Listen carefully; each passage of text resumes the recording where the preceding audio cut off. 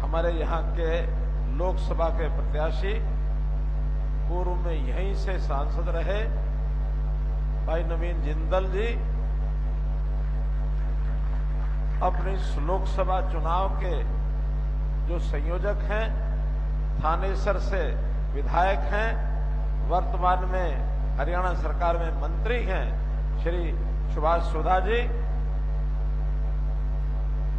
भाई अशोक गुर्जर जी जो अपने जिले के जिलाध्यक्ष हैं, पूर्व राज्यपाल सदस्य श्री डीपी वत्स जी, आज के इस कार्यक्रम के संयोजक और हमारे पूर्व विधायक बहुत मेहनती और जुझारू हमारे साथी श्री गुलवंत बाजीगर जी, पूर्व में चुनाव लड़े और हमारे बहुत अच्छे कार्यकर्ता हैं, इनका भी सहयोग पूरा आज की रैली में श्री रवि तारावाली जी,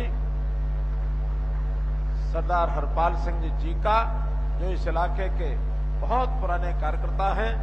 पार्टी जब कहीं कहीं किसी गांव में इलाके में होती थी तब से हमारे हरपाल चीका जी इस इलाके के काम कर रहे हैं, पूर्व में सरकार में चेयरमैन भी रहे हैं।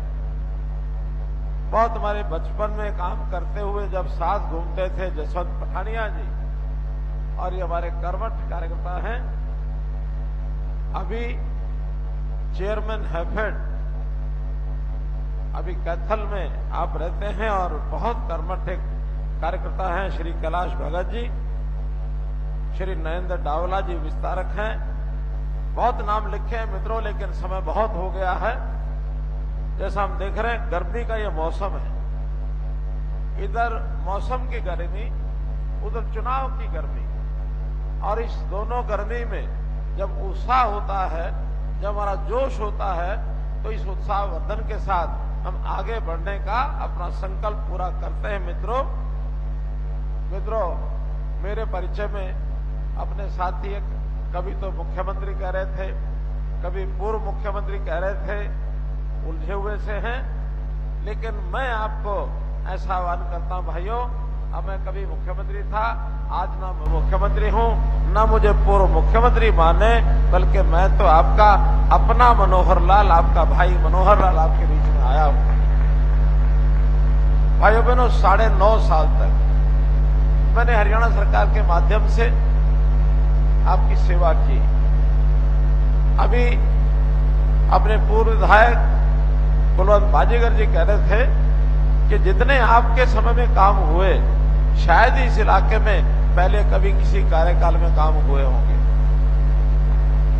अब ये बात आपको जानकारी है, मैं तो एक लगन लगा करके दिन रात काम करके पीछे मुड़ के कभी देखा नहीं।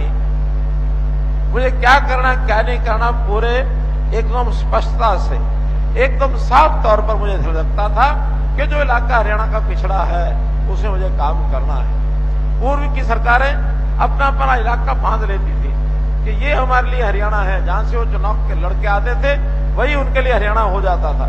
किसी के लिए रोहतक होता था, किसी के लिए हिसार था, किसी के लिए सिरसा था, किसी के लिए भिवाड़ी था, लेकिन मनोहर लाल ने चुनाव भले करनाल से लड़ा हो, लेकिन पूरे हरियाणा का एक समान विकास, ये मेरी प्राथमिकता भाई बहनों हमेशा प्राथमिकता रही।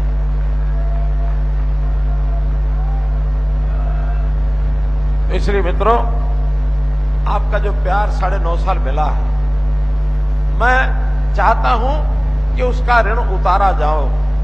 अभी मैं हिसाब लगाता हूं तो शायद उसका ब्याज भी नहीं उतार पाया, मूलधन तो बाकी है, मुझे पूरा आपका ऋण उतारना है। और जब ऋण उतारना है तो आज मेरे साथी से नवीन जिंदल जी, अब इनको साथी क्यों कह रहा हूं मैं?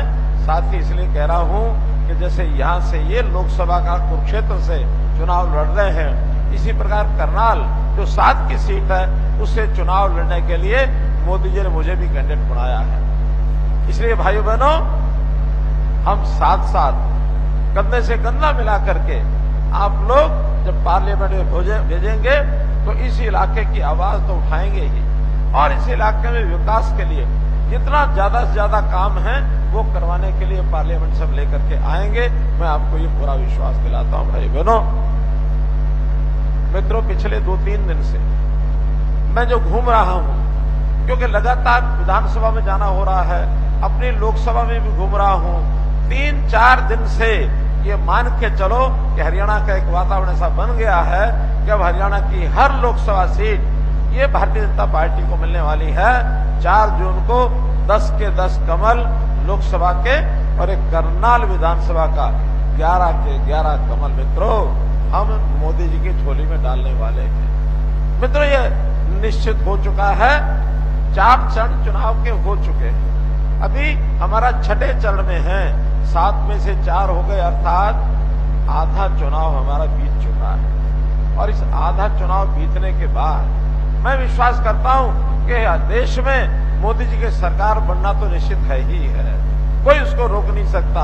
अब तो आगे जो समय बचा है, इस समय में हम इसको कितना ज्यादा सीटें जीत करके मोदी जी को दुनिया का एक सर्वश्रेष्ठ, एक मजबूत नेता सिद्ध कर सकते हैं, उसके लिए मोदी जी के परिवार ने, यानी हम सब ने तय किया है कि सीटें इतनी दे दो दुनिया की आंखें खुली रह जाएं।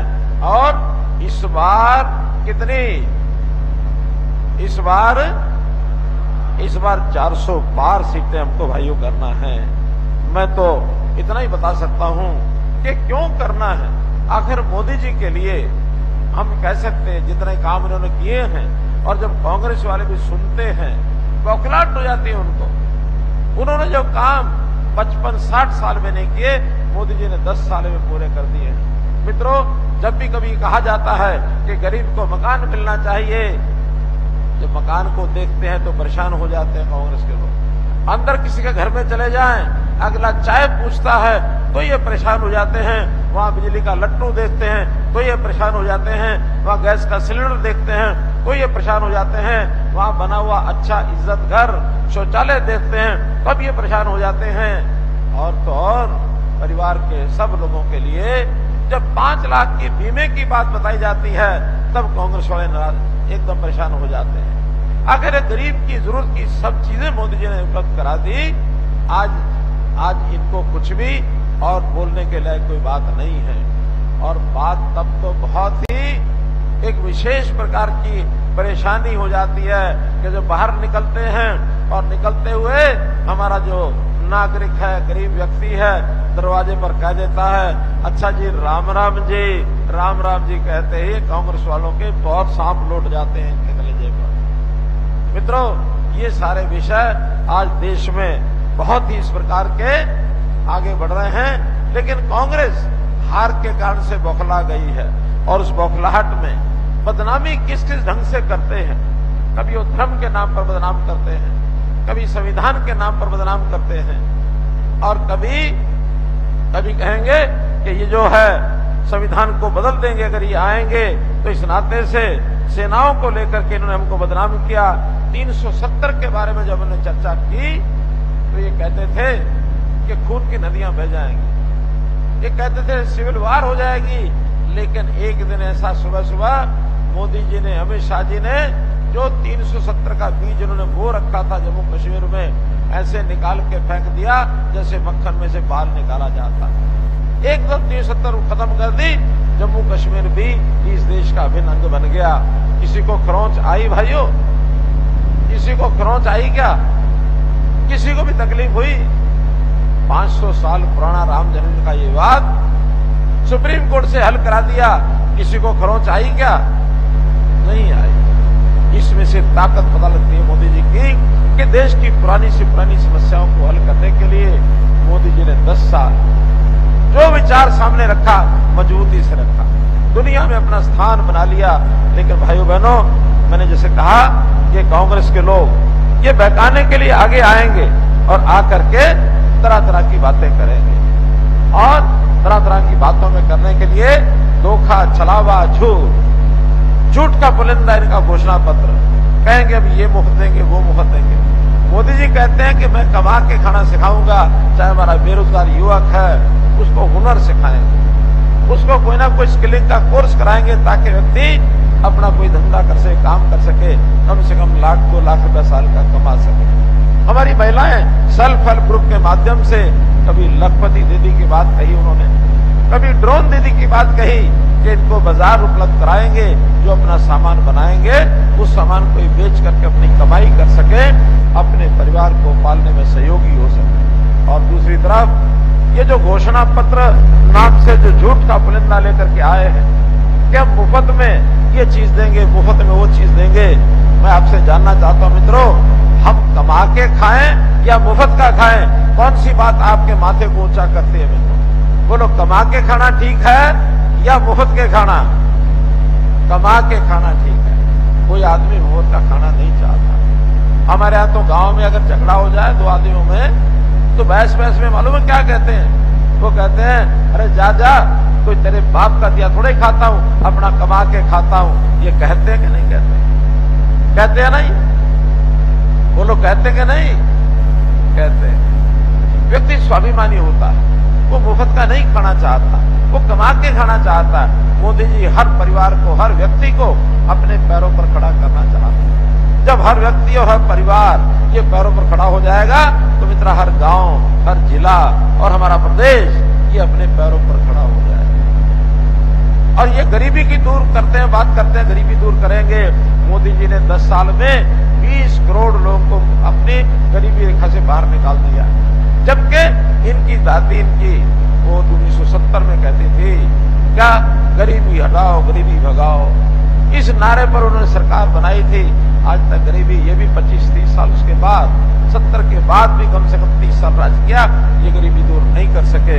आज हमको गारंटी है कि हमारे मोदी जी देश के अंदर इस प्रकार की योजनाएं दे रहे हैं, युवकों को लोन दे रहे हैं, महिलाओं को लोन दे रहे हैं, रेडी फड़ी वाले, गोमचे वाले, उनको भी 10,000, 20,000, 50,000, 1 लाख उनको भी लोन दिलाते हैं। किसानों को खाते में 6,000 रुपया हर साल डालते हैं। किसानों की फसलें, 14 फसलें हम एमएसपी पर खरीदते हैं मित्रों, 14 फसलें। हमारे कैलाश भगत जी बैठे हैं, एफएड को हमने निर्देश दे रखे हैं, जब भी फसल आती है, सेंटर खरीदे ना खरीदे, एफएड के माध्यम से आप हर फसल को जाकर के खरीदो। अगर हम खरीद नहीं सकते तो हम कई बार भावांतर भरपाई योजना लेके आते हैं कि जो भाव का अंतर है बाजार भाव का और सरकारी भाव का, वो पैसा किसान के खाते में डाल दो ताकि उसको घाटा ना हो। मित्रों, कांग्रेस की झूठ की फैक्ट्री, कैसा कैसा झूठ बोलते हैं, एक कहानी सुनाकर अपनी बात को आगे बढ़ाऊंगा। हम कई बार देखते हैं गांव के अंदर भैंसों की चोरी करने वाले गिरोह आ जाते हैं। भैंस चोरी कभी कभी होती है ना गांव, चोरी का पता लग जाए या जब भैंस अपना सिर हिलाए, गर्दन हिलाए, तो उसके गले में घंटी बांध देते हैं। घंटी इसलिए बांधते हैं कि भैंस किधर जा रही है या भैंस को कोई ले जा रहा है तो पता लग जाए। एक चालाक चोरों का गिरोह वो आया, गांव में घुस गया। कई लोग मिलकर के उन्होंने 2 अपने हिस्से कर लिए अपने गिरोह के। 2 हिस्सों में से तय किया कि एक हिस्सा जाएगा और वो घंटी जो है गाय भैंस के गले में से वो खोल लेगा, अपने साथ ले लेगा, और दूसरा गिरोह चुपचाप भैंस को लेके दूसरे साइड में चल पड़ेगा। घंटी वाला दूसरी साइड में घंटी बजाते हुए दौड़ते हुए जाएंगे। गांव के लोग उठते हैं, जिधर घंटी की आवाज आ रही है उधर दौड़ पड़ते हैं। चोर आगे आगे घंटी लेके दौड़ रहे हैं, आदमी पीछे पीछे दौड़ रहे हैं। थोड़ी दूर के बाद उस घंटी को खेत में फेंक देते हैं। गांव के लोग अंधेरे में जाके घंटी ढूंढते हैं और घंटी देखते, घंटी तो खुली पड़ी है, भैंस तो है नहीं। भैंस दूसरा चोर ले गया, चालाकी से उसने वो गांव के लोग उधर आने ही नहीं दिया, घंटी दूसरी साइड में ले गए, वो उधर चले गए। तो भाइयों बहनों, इनका जो घोषणा पत्र है ये सिर्फ घंटी है। आपको घंटी, घोषणाएं जो है घंटी दे करके आपको उसी के पीछे दौड़ा देंगे और उसके बहाने से आपका वोट कैसे लेना है, ऐसे वोट चोर ये लोग वोट की चोरी करके अपने खाते में डलवाते हैं। मित्रों, आप लोगों ने सावधान रहना है, इस प्रकार की चालाकी से बचना है, कभी भी अपने आप को झांसे में नहीं आने देना है। ये अफवाह फैलाई इन्होंने कि जब मोदी जी आएंगे, बल्कि एक और शंका पैदा की कि 272 सीटें चाहिए जीतने के लिए, तो फिर ये 400 क्यों ले रहे हैं, और अपने आप ही उसके बाद छोड़ देते हैं, शुरा छोड़ते हैं कि 400 का मतलब ये आएंगे तो संविधान को खत्म कर देंगे। अरे हम 400 इसलिए कहते हैं कि इस देश की ताकत एकजुट होकर के रहेगी तो अपने देश में भी काम कर सकेंगे, दुनिया को भी हम बता सकेंगे कितनी मजबूत हमारी सरकार है, कितनी मजबूत सरकार है। सामने भी बताना होता है, केवल सरकार नहीं बनानी होती है। हम एकजुट होकर के अपने देश को आगे बढ़ाने के लिए, संकल्प लेने के लिए मोदी जी को एक सशक्त प्रधानमंत्री बनाकर हम आगे बढ़ेंगे। इसलिए 400 सीटें चाहिए। मोदी जी ने तो यहां तक कह दिया कि जिन्होंने संविधान बनाया था, डॉक्टर अम्बेडकर, यदि वो भी दोबारा जन्म लेके आ जाएं और वो कहें कि संविधान बदलना है, संविधान तब भी नहीं बदला जाएगा। ये विश्वास आपको दिलाया था। कैसे कैसे शुरू छोड़ते हैं। अभी कुछ दिन पहले एक नेता ने कहा कि मोदी जी, क्योंकि उनकी ज्यादा आयु हो गई है और ये खुद प्रधानमंत्री नहीं बनेंगे, किसी दूसरे नेता को प्रधानमंत्री बनाएंगे। अरे भारतीय जनता पार्टी की अपने घर की बात दूसरे आदमी जनता को बताएं तो जनता को बरगलाने जैसी इससे कोई बड़ी बात हो सकती है। ये जनता को अंदर अफवाह फैला करके लोकतंत्र का अपमान कर रहे हैं। तो इस लोकतंत्र का अपमान न होने दें मित्रों।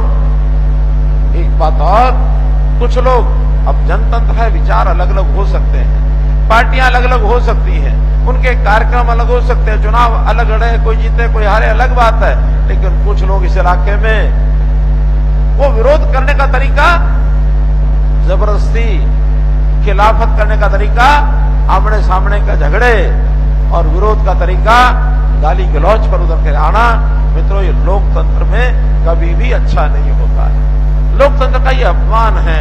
अगर इस प्रकार का कोई करता भी है तो ये आपकी जिम्मेवारी बनती है, आपका दायित्व बनता, ऐसे लोगों को आपको जवाब देना चाहिए। और जवाब भी कोई लड़ाई झगड़ा करके नहीं, आपको वोट की ताकत से ऐसे लोगों के खिलाफ जाना चाहिए जो पार्टियां उनको वैसा करने के लिए उकसाती है। और ये उकसाने वाली पार्टियां, आम आदमी पार्टी, कांग्रेस पार्टी, क्योंकि यहां कैंडिडेट जो कि आम आदमी पार्टी ने दिया है, तो इसलिए झूठ का बुलंदा सहारा ये आम आदमी पार्टी का नेता कितना बड़ा बन गया, कितना बड़ा घोटालेबाज बन गया। शराब घोटाले के अंदर मुझे ऐसा लगता है कि दुनिया का सबसे बड़ा घोटालेबाज, जो अपने आप को ईमानदारी की बात कहते कहते थकता नहीं था, जो अन्ना हजारे जी की कंधों पर बैठ करके और शासन करने के लिए आया, बाद में उसी अन्ना हजारे को इन्होंने धोखा दिया। उस भावना को धोखा दिया कि देश में आखिर अन्ना हजारे जैसे महात्मा और भ्रष्टाचार की लड़ाई लड़ने के लिए आगे आए। अन्ना हजारे भी आज इनको गालियां देते हैं। अन्ना हजारे के खिलाफ इन्होंने कैसा मोर्चा खोला, इनके लिए शर्म की बात है। इसलिए भाई बहनों, मैं तो इतना ही कहूंगा कि आप विचारवान लोग हैं, हर प्रकार का विचार करें, भारत सरकार का विचार करें, हरियाणा सरकार का विचार करें। हरियाणा में नौकरियां बिकती थी मित्रों। 10 साल पहले रेट लगते थे, चपरासी की नौकरी इतने हजार में, क्लर्क की इतने लाख में, और जो कोई क्लास 1 का HCS का करोड़ों तक पहुंच जाते थे। पिछले 9 साल के अंदर इस इलाके में भी नौकरियां मिली होंगी। जरा बताइए, किसी का कोई पैसा लगा? कोई पैसा लगा किसी का? बिना पर्ची, बिना खर्ची ये नौकरियां देने वाला हरियाणा पहला प्रदेश है मित्रों, पहला प्रदेश है। हरियाणा में कोई सोच नहीं सकता था कि इस प्रकार की ईमानदार सरकार आएगी। मित्रों, इनकी घरों की लड़ाई, कांग्रेस की लड़ाई और साथ में आम आदमी पार्टी की लड़ाई जग जाहिर हो चुकी है। आम आदमी पार्टी के तो नेता एक एक करके जेल के शिक्षकों के अंदर जा रहे हैं और ब्लेम करने लगे। अभी 2 दिन पहले की तो खबर है कि अपनी ही पार्टी की एक महिला को सीएम के घर में ले जाकर के बेइज्जत किया गया। अपनी पार्टी की महिला को बेइज्जत करते हैं। कांग्रेस के लोग लड़ाई कैसे लड़ रहे हैं, यानी हमारे यहाँ 2 महीने से हमने एक्सरसाइज की, सारे हमारे कैंडिडेट का चयन हो गया। इनके यहाँ चुनाव शुरू होने से, नामांकन से 3 दिन पहले फैसले होते हैं, 1-1.5 महीना झगड़े होते हैं। क्यों नहीं कर पा रहे हैं ये? इसलिए नहीं कर पा रहे हैं कि कुर्सी की लड़ाई भयंकर है। टॉप से लेके नीचे तक दिल्ली में माँ बेटा वो लड़ रहे हैं और हरियाणा में बापू बेटा ये अपने आप को पार्टी मान रहे हैं। वहां में माँ बेटा की पार्टी, यहाँ बापू बेटा की पार्टी। वहां की लड़ाई प्रधानमंत्री कुर्सी की, यहाँ की लड़ाई मुख्यमंत्री कुर्सी। ये इसी प्रकार की लड़ाई लड़ते रहेंगे। जबकि भारतीय जनता पार्टी में आपने देखा होगा 11 मार्च शाम को मंत्रिमंडल की बैठक बुलाई जाती है, 12 मार्च को विधायक दल की बैठक बुलाई जाती है, मनोहर लाल तुरंत इस्तीफा देता है, नए अपने मुख्यमंत्री का चुनाव होता है, 13 तारीख को मतदान, 13 तारीख को विश्वास मत विधानसभा में पारित हो जाता है और उसी समय मनोहर लाल इस्तीफा दे देता है। अपनी सीट पर वर्तमान मुख्यमंत्री नायब सिंह सैनी को करनाल से चुनाव लड़ाने के लिए ऑफर दे दी जाती है।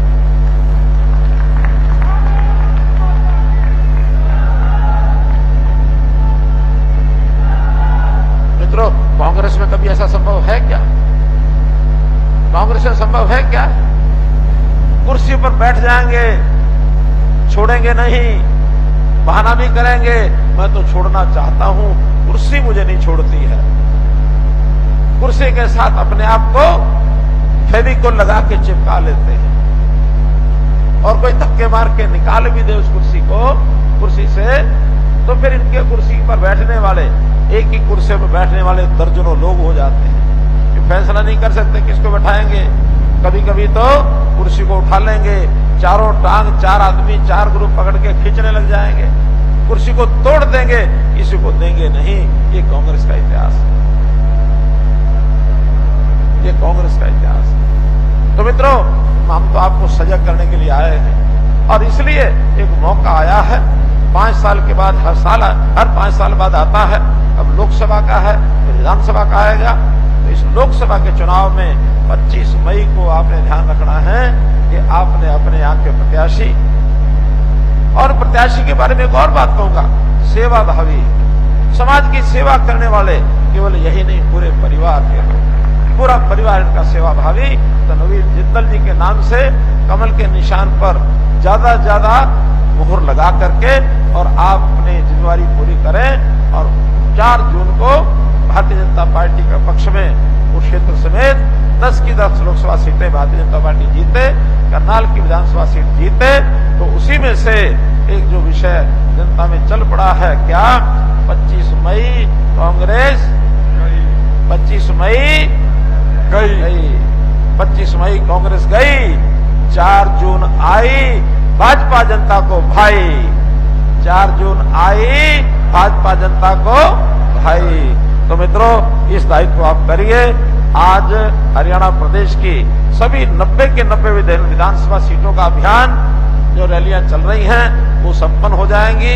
अभी आज ये 89 यानी 89वीं सीट जिस पर आज रैली का आयोजन हो रहा है, केवल एक रैली अभी जुलाना की बची है। मैं वहां जा रहा हूं। शाम को 5 बजे तक हरियाणा के 90 की 90 विधानसभा सीटों पर हमारा सम्मेलन ये पूरे हो जाएंगे और इसके बाद केंद्रीय नेताओं की रैलियां शुरू होंगी। कहीं अमित शाह जी की, कहीं मोदी जी की, कहीं राजनाथ सिंह जी की, कहीं राष्ट्रीय अध्यक्ष हमारे जेपी नड्डा जी की, योगी जी की, हमारे जितने भी मुख्यमंत्री हैं वो भी सब आएंगे